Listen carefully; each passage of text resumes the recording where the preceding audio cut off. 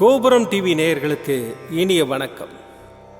இன்று பிறந்தநாள் காணும் மற்றும் மணநாள் காணும் அத்துணை சகோதர சகோதரிகளுக்கும் எங்களது இனிய வாழ்த்துக்கள். பாபாவின் ஆசிகளோடு பல்லாண்டு காலம் நீங்கள் எல்லா வளங்களும் செல்வங்களும் பெற்று நலமுடன் வாழ வாழ்த்துகிறோம். பாபா அழைக்கிறார். அவரின் பொன்மொழிகளை கேட்பதற்காக, நம் பிரச்சனைகளை தீர்த்து வைக்கும் அற்புதமான கூட்டு பிரார்த்தனை செய்வதற்காக, மேலும் மனம் ஒருநிலைப்படவும் மனம் அமைதி பெறவும் அற்புதமான தியானம் செய்யவும் பாபா அழைக்கிறார். பாபா நம் கரங்களை பிடித்து அழைத்துச் சென்று அற்புதம் நிகழ்த்தவிருக்கிறார். வாருங்கள், பாபாவின் பொன்மொழிகளை தரிசனம் செய்வோம். அன்பு குழந்தையே, நம் வேண்டுதல்களுக்கும் துயரங்களுக்கும் பாபா செவிசாய்க்கிறார்.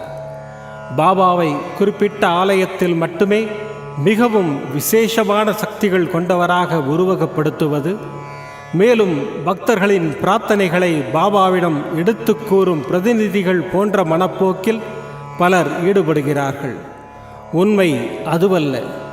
எல்லா நேரங்களிலும் எல்லா இடங்களிலும் எல்லோருடைய வேண்டுதல்களையும் துயரங்களையும் பாபா கேட்கிறார், செவிசாய்க்கிறார். பக்தர்களுடைய வேண்டுதல்களை நிறைவேற்றி வருகிறார். எல்லாவற்றிற்கும் மேலாக பாபா தமது பக்தர்களை தமது சொந்த குழந்தைகளாக நேசித்தும் வருகிறார். ஒரு சமயம் பாபா ஒரு குழந்தையை சுட்டிக்காட்டி, இக்குழந்தை தூங்கும்போது நாம் அருகில் இருக்க வேண்டும், விழித்திருந்து கவனித்து சிரமம் ஏற்க வேண்டும் என கூறினார். பக்தர்களின் பால் பாபாவின் அக்கறை மிகவும் மேலானது. எப்போதுமே பாபா தமது பக்தர்களின் பின்னாலேயே இருந்து பக்தர்களை தாங்கி வருகிறார். இதுவே உண்மை. இதில் முழு நம்பிக்கை கொள்ளுங்கள். இந்த உண்மையை கிரகித்து கொள்ளும்போது உங்களது மனதில் அச்சம், கவலை எதுவும் இல்லாமல் போகும். பாபா சொல்வது, நான் எங்கும் இருக்கிறேன். நீரிலும் நிலத்திலும் காய்ந்து போன கொம்பிலும் மனிதர்களிடையேயும் வனத்திலும் இந்த தேசத்திலும் வெளி தேசங்களிலும் எங்கும் இருக்கிறேன். நான் எல்லைகளுக்கு உட்பட்டவன் அல்ல என்று பாபா கூறுகிறார். பாபா நம்முடன் தான் இருக்கிறார். ஓம் சாய்ராம். பாபாவின் அற்புதமான பொன்மொழிகளை தரிசனம் செய்தோம். அடுத்த நிகழ்வு கூட்டு பிரார்த்தனை. நம் மனநலன் சார்ந்த பிரச்சனைகளுக்காகவும் உடல் நலன் சார்ந்த பிரச்சனைகளுக்காகவும் மற்றும் நம் அனைத்து விதமான பிரச்சனைகளுக்காகவும் சாய்நாதரிடம் கூட்டு பிரார்த்தனை செய்வோம். வாருங்கள், இந்த அற்புதமான கூட்டு பிரார்த்தனையை செய்வோம். பிரார்த்தனாஷ்டகம். 8 பிரார்த்தனைகள். சாந்தமான மனம் கொண்ட சாயிநாதரே, அறிவின் சிகரமே, அன்புள்ளம் கொண்டவரே, கருணை கடலே, உண்மையின் இருப்பிடமே, மாயை என்னும் இருளை அகற்றுபவரே, ஜாதி மத பேதங்களுக்கு அப்பாற்பட்டவரே, எங்களின் புரிந்து கொள்ளும் திறமைக்கு அப்பாற்பட்டவரே, அன்பின் இருப்பிடமே, ஷீரடி வாழ் இறைவனே, என்னை காப்பாற்றும், என்னை காப்பாற்றும். ஞான சூரியனே, ஞானத்தை வழங்குபவரே, பக்தர்களின் மனங்களில் உலவிடும் பரமஹம்சரே, அனைத்து நன்மைகளுக்கும் காரணமானவரே, தங்களை சரணடைந்தவரை காப்பவரே, படைக்கும் தொழில் புரியும் பிரம்மாவும் காக்கும் கடவுளான விஷ்ணுவும் நீங்களே, 3 உலகங்களையும் யுகங்கள் முடிவில் தன்னுள் ஐக்கியமாக்கிக் கொள்ளும் ருத்திரனும் தாங்களே. நீங்கள் இல்லாத இடம் இந்த பூமியில் ஏது?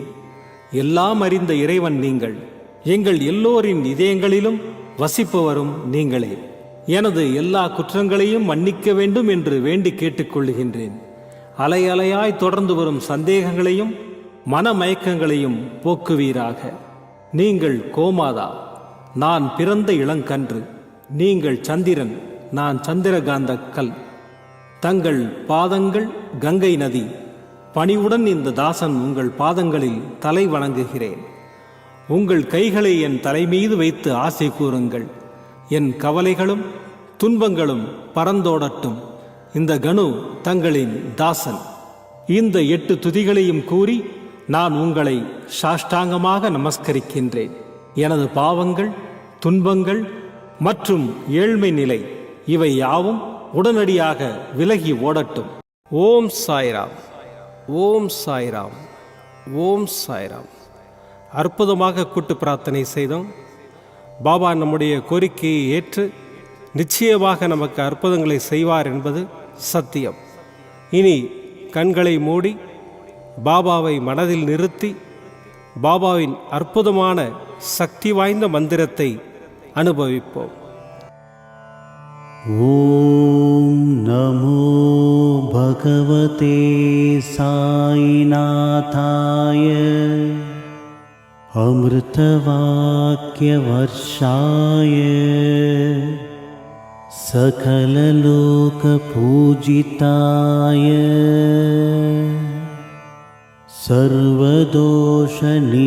सर्वदोषनिवारणाय शिरडिवासाय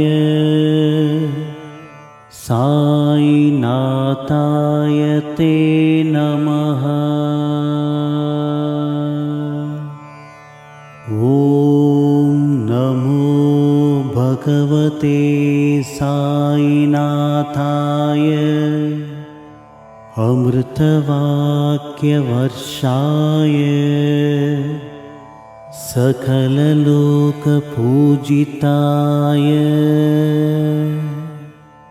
सर्वदोषनिवारणाय शिरडिवासाय साईनाथाय ते नमः। ॐ नमो भगवते साईनाथाय अमृतवाक्यवर्षाय सकललोकपूजिताय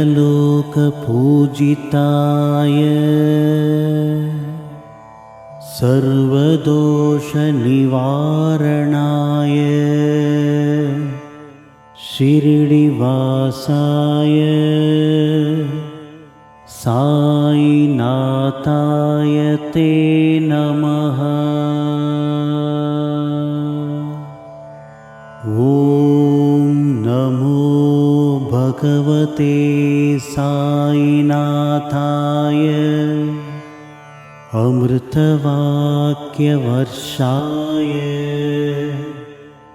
सकललोकपूजिताय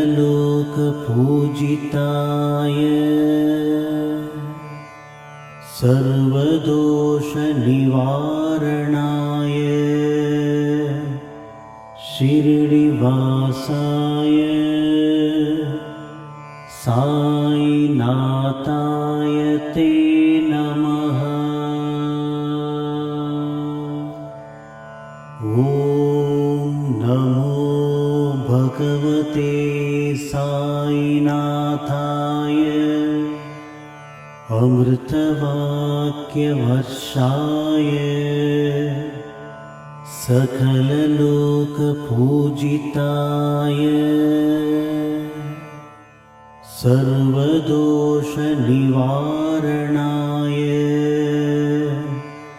शिरडिवासाय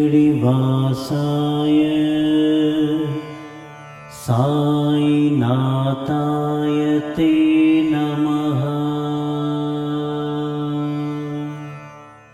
ॐ नमो भगवते साईनाथाय अमृतवाक्यवर्षाय सकललोकपूजिताय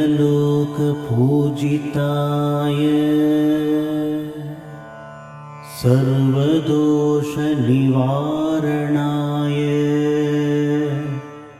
शिरडिवासाय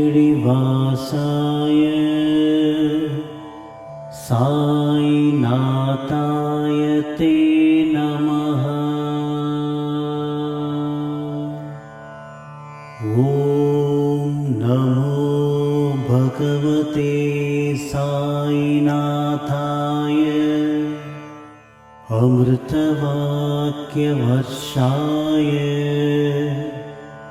सकललोकपूजिताय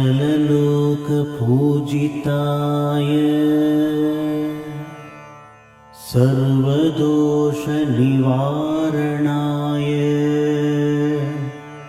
शिरडिवासाय साईनाथाय ते नमः।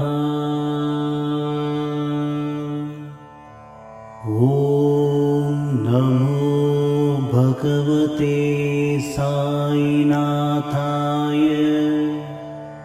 अमृतवाक्यवर्षाय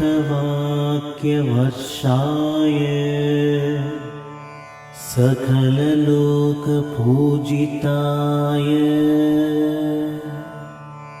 सर्वदोषनिवारणाय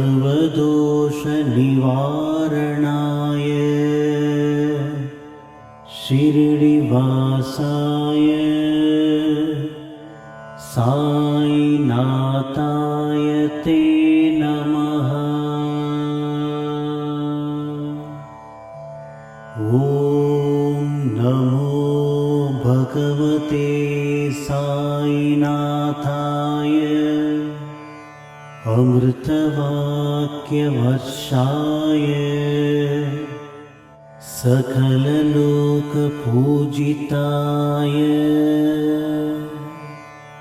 सर्वदोषनिवारणाय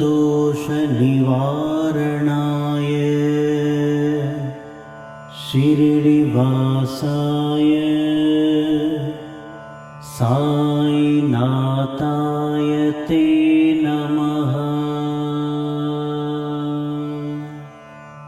ॐ नमो भगवते साईनाथाय अमृतवाक्यवर्षाय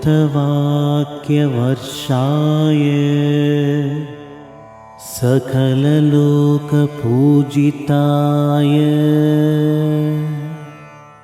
सर्वदोषनिवारणाय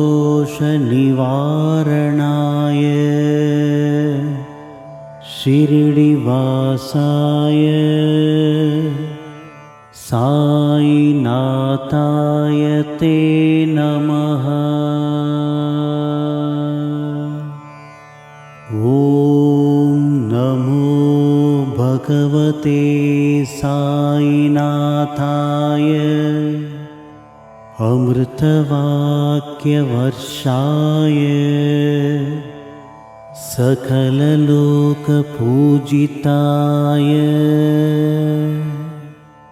सर्वदोषनिवारणाय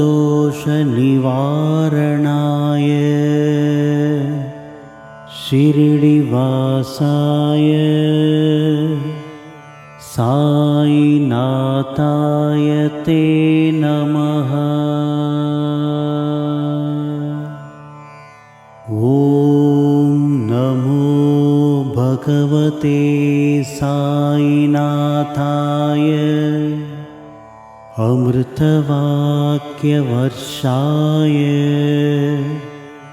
सकललोकपूजिताय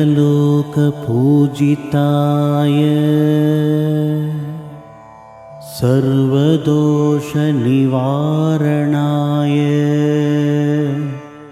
शिरडिवासाय साईनाथाय ते नमः। ॐ नमो भगवते साईनाथाय अमृतवाक्यवर्षाय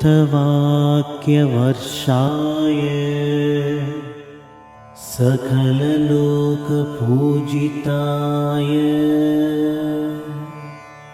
सर्वदोषनिवारणाय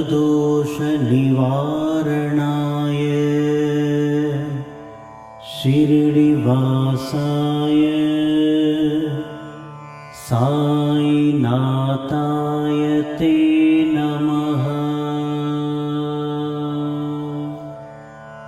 ॐ नमो भगवते साईनाथाय अमृतवाक्यवर्षाय सकललोकपूजिताय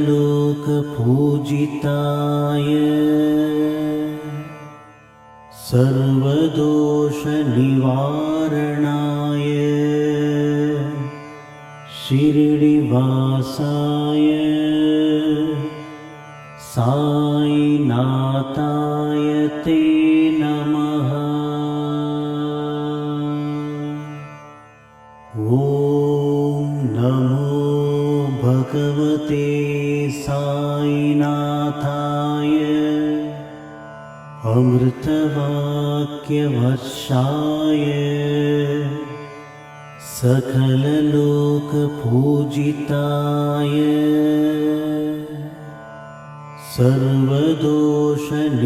सर्वदोषनिवारणाय शिरडिवासाय साईनाथाय ते नमः।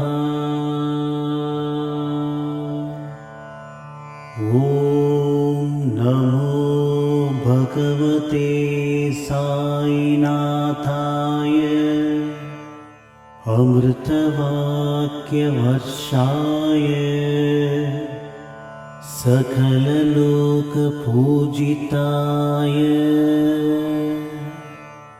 सर्वदोषनिवारणाय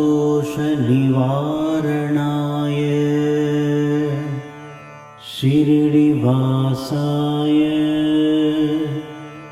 साईनाथाय ते नमः। ॐ नमो भगवते साईनाथाय अमृतवाक्यवर्षाय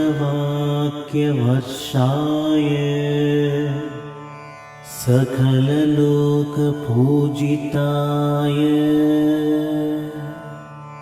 सर्वदोषनिवारणाय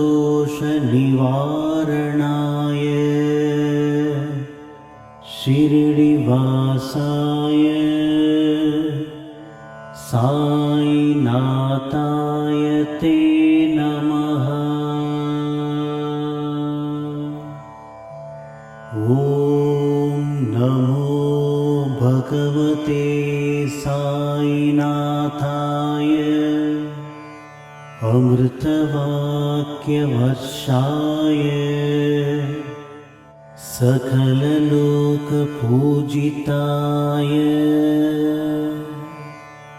सर्वदोषनिवारणाय